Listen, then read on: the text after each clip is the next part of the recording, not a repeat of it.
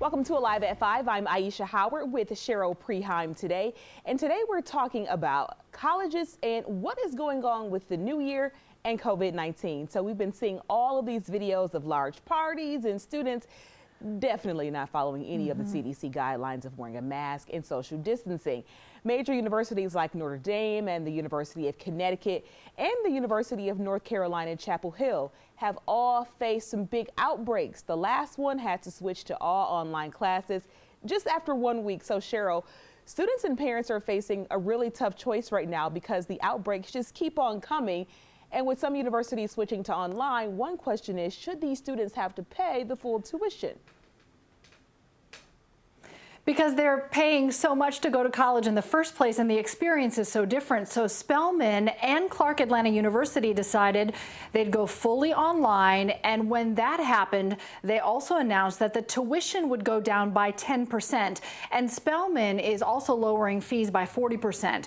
The question we asked people on our Facebook pages, is this the right move? Should other universities be following their lead? Because the experience changed pretty significantly, pretty quickly, Aisha. And you also have to consider, too, that a lot of these families, maybe their parents' jobs took huge cuts or, faced some sort of layoff. So actually paying the bills, a tuition bill is always a pretty hefty surprise to parents or something that they really have to account for. It's a huge expense, especially for these private colleges and universities. The bills are usually a little bit higher. So all the comments we got on this were really supporting the decision to lower tuition just a little bit.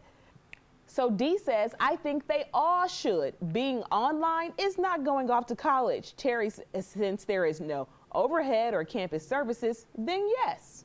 Cam adds in they should waive all the ridiculous fees that they charge at the very least. And some of this just stems by the sheer expense of college. I know, Aisha, since both you and I were there, the price is up astronomically. We looked it up. The average, this is just the average for in-state, is $22,000. For private schools, $49,000, and a good chunk of that is room and board and fees. And so, yes, there is tremendous financial burden on a lot of parents, on a lot of students. There's also financial burden on these colleges and universities because of the pandemic. So this perfect storm in a lot of ways. Everyone is feeling it from every angle, but if you can do something to help these families out, I'm sure everyone would greatly appreciate it. But on the back end, Cheryl, like you mentioned, we do have to consider what's going on from the expense side of the universities and the colleges with having to pay for that, which is a main reason why I went to an in-state school.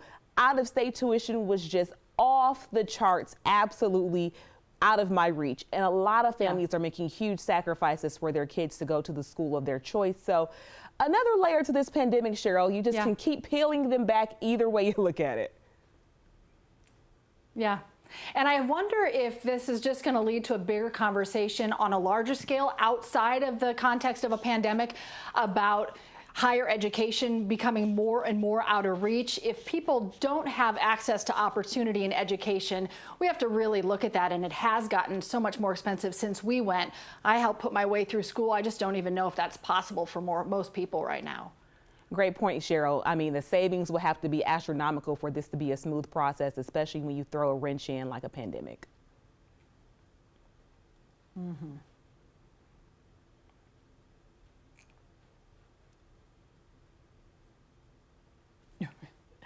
Well, we'd love you to join our conversation. You can keep it going on Facebook or add to the comments here on our YouTube channel. Be sure to subscribe, and we are here with Alive at 5 every day with a new topic, and we always love it when you're a part of it.